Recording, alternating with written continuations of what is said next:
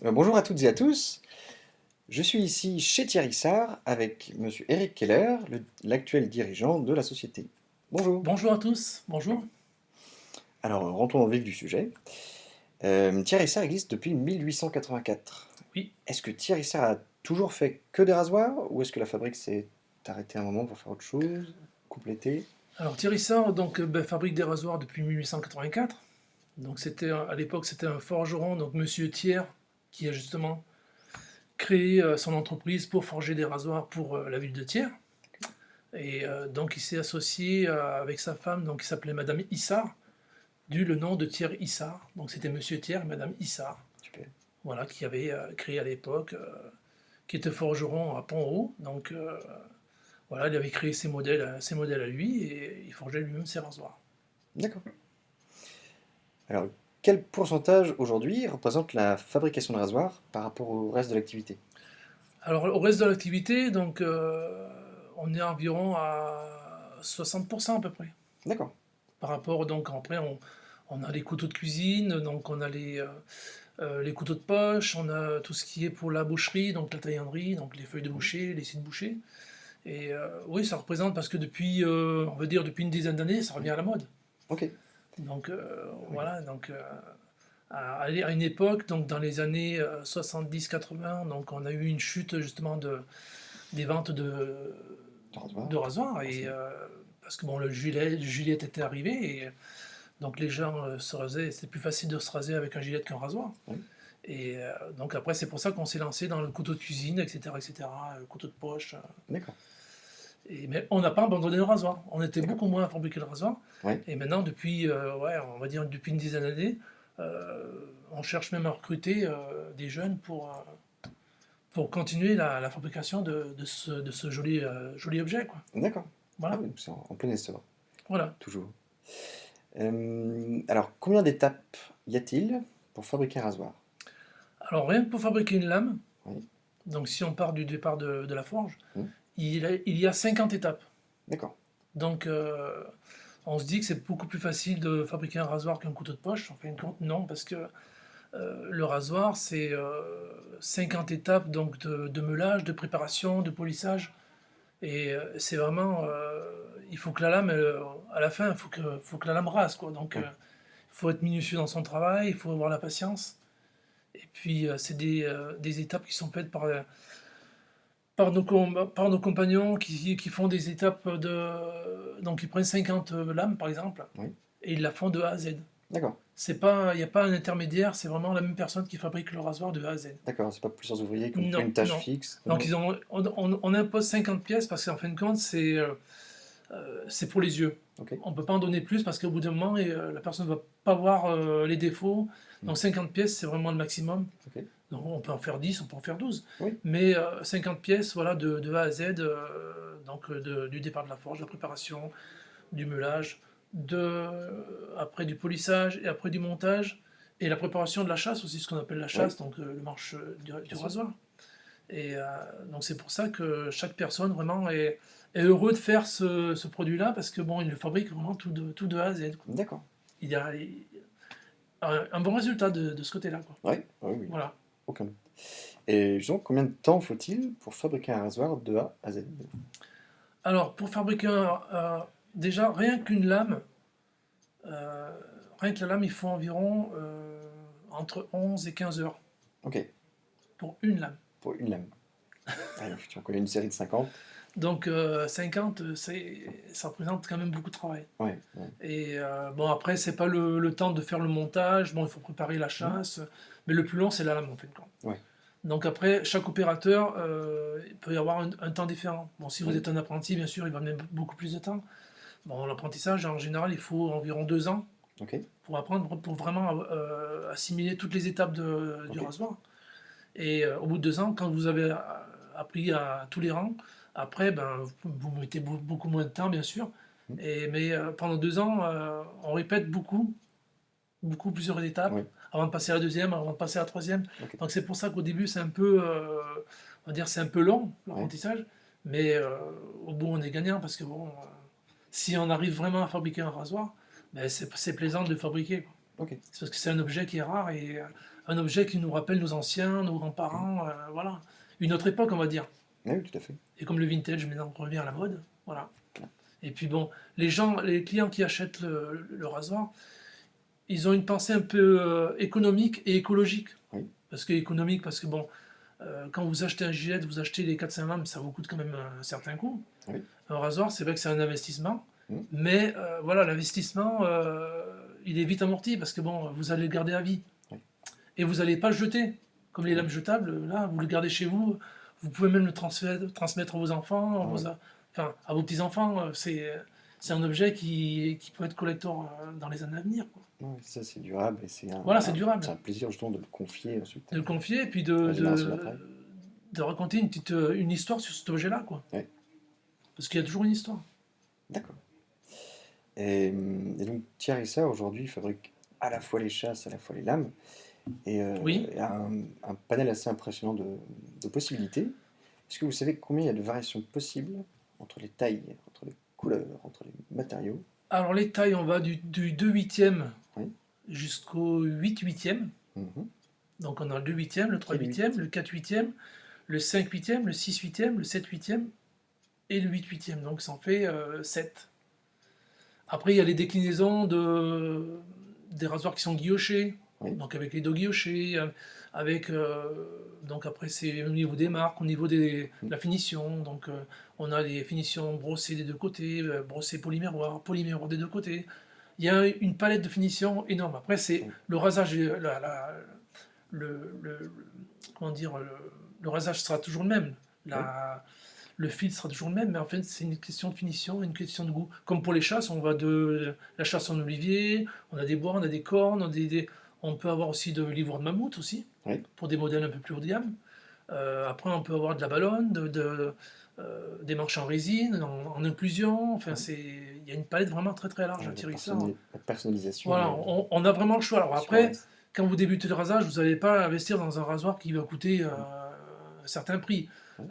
Au départ, on va investir dans un rasoir avec une chasse en plastique, mais avec une lame de bonne qualité, parce que c'est toujours la même lame en fin de C'est ça. compte. Après, c'est des histoires de taille qui changent pour différentes raisons. Après, ça peut être certains types de peau, certains types de poils. euh, Quand vous achetez un rasoir, de toute façon, vous ne pouvez pas tomber, je veux dire, sur le bon rasoir au départ. Ouais. Vous allez peut-être faire peut-être 2-3 achats, vous dire, ben, celui-là me convient mieux. Ouais. Mais au départ, bon, vous investissez dans un petit rasoir qui vaut, je sais pas moi, en magasin, ça vaut entre 120 et 130 euros, Mm. à peu près. Et donc là, si jamais vous arrivez à vous raser avec, bon, c'est tout un rituel, bien sûr. Ouais. Et bien après, vous passez à une chasse un peu plus jolie, une lame un peu plus guillochée, avec Mm. une marque dorée. Enfin bon, voilà. C'est un objet plaisir, passion, quoi. C'est ça.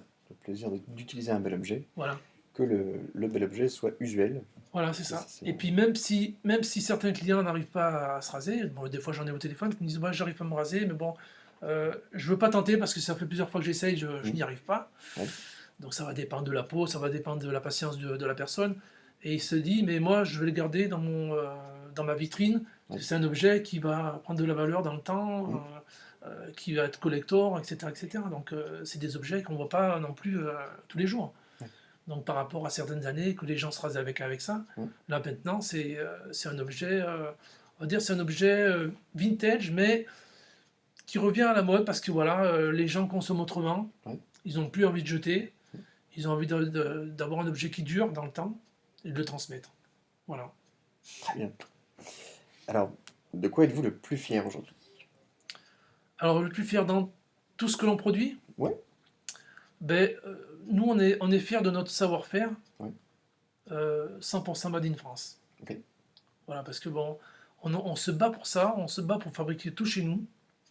On n'a rien contre les produits qui viennent d'Asie, mais le problème c'est qu'il faut qu'on ait un marquage d'origine pour que les clients ne soient pas lésés et qu'ils sachent ce qu'ils achètent. Que ce soit un rasoir ou un couteau de cuisine, voilà, il faut qu'ils connaissent l'origine, il faut qu'ils connaissent l'histoire. Donc après, s'ils ont des doutes, ils peuvent aller sur notre site, voir un petit peu. On fait des vidéos aussi sur la production, on fait des tutos sur le rasage aussi, donc Ok. pour entretenir le fil du rasoir. sur les cuirs, sur l'entretien d'un rasoir qui est très important, parce qu'un rasoir, ça ne s'entretient pas comme un couteau. Donc là, on est avec une lame carbone, donc il faut vraiment le sécher après chaque rasage, parce que sinon vous allez avoir des points de rouille. Donc il faut vraiment le sécher de la pointe jusqu'à la queue du rasoir. Et après, vous le stockez dans son étui, et là, vous n'aurez pas de problème, parce qu'il y a certains, il essuie très mal, et on a des pics de rouille, donc après, le rasoir, il est foutu, quoi. Donc, et pour avoir un objet comme ça, c'est quand même un coût, donc il faut un minimum d'entretien. Et donc, quel est le prochain grand projet de Thierry Sarr? Alors, donc, on a le projet, donc là, on a créé actuellement des nouvelles marques, Ok, donc sur les lames, donc des marques anciennes qu'on a remis, un peu comme celle-ci, donc le Torpedo. Donc voilà, ça c'est une marque ancienne qu'on a ressortie. Et on a aussi rendu hommage aussi à une personnalité de la région qui est Blaise Pascal, donc qui est une personnalité de Clermont-Ferrand, qui était mathématicien, physicien, qui était né en 1623, donc on fête les 400 ans, ok, donc pour marquer un petit peu l'anniversaire.